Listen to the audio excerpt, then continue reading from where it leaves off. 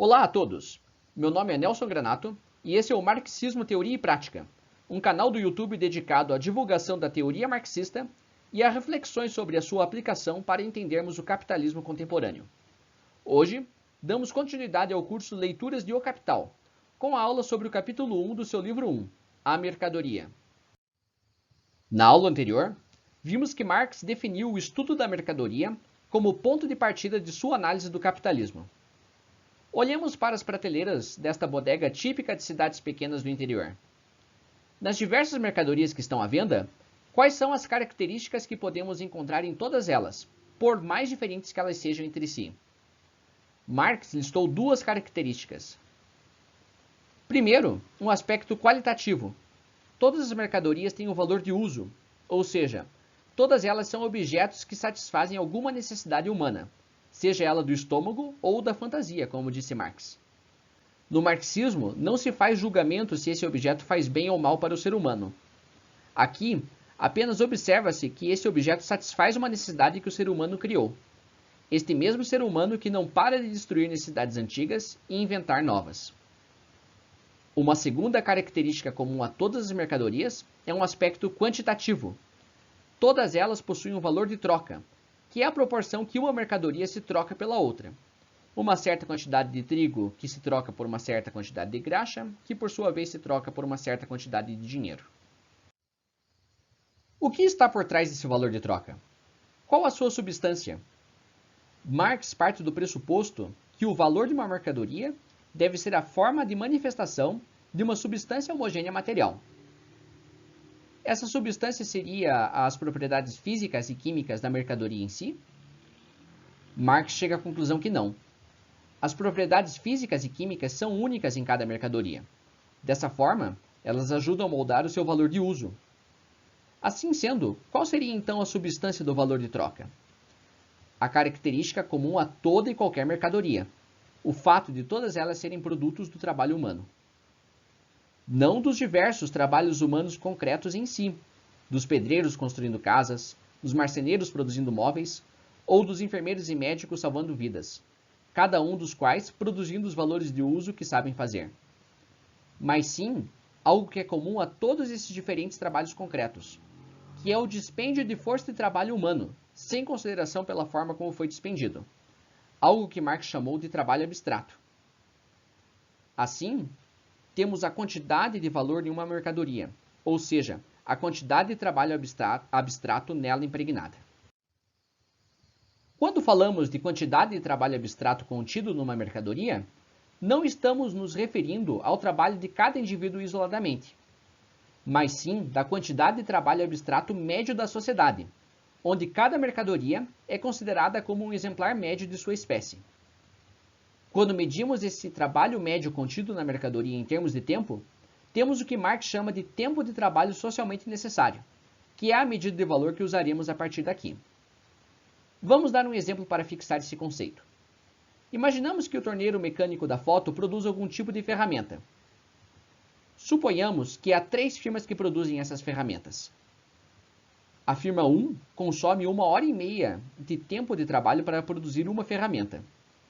A firma 2 consome 1 hora de tempo de trabalho. E a firma 3 consome meia hora. Isso individualmente. Como um todo, ou socialmente, temos 3 horas de tempo de trabalho consumidas para produzir 3 ferramentas.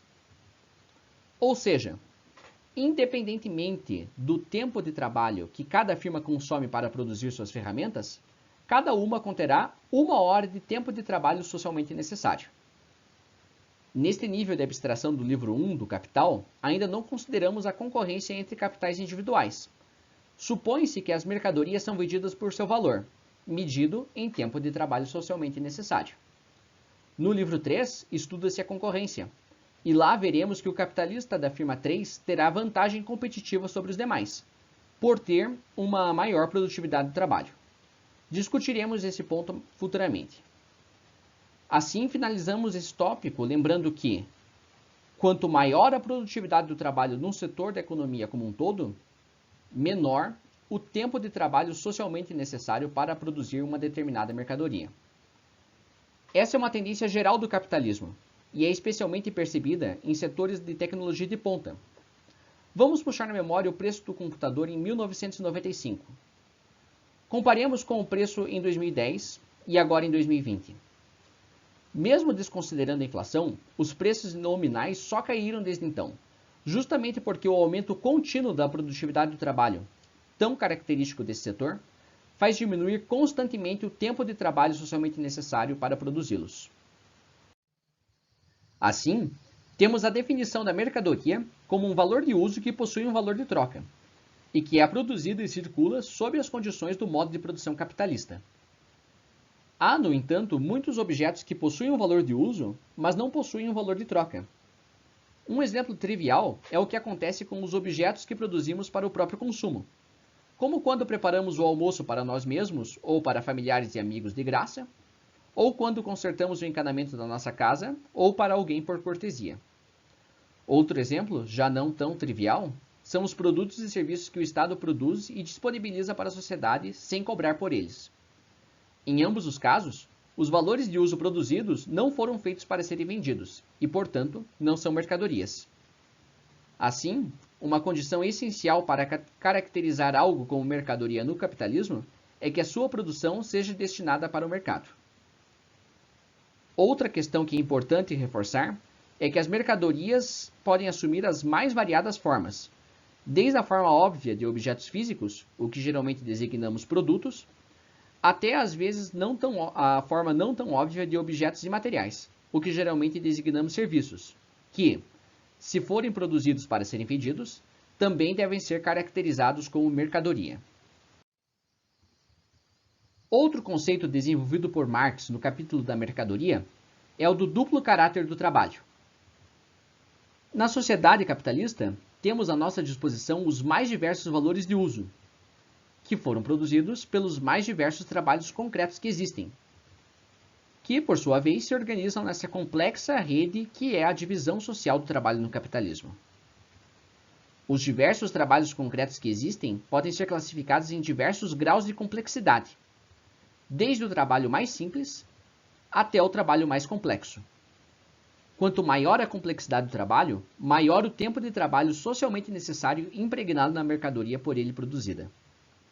Um exemplo disso é o canteiro de obras, onde temos trabalhadores com funções diversas, tais como o servente, o mestre de obras, o engenheiro.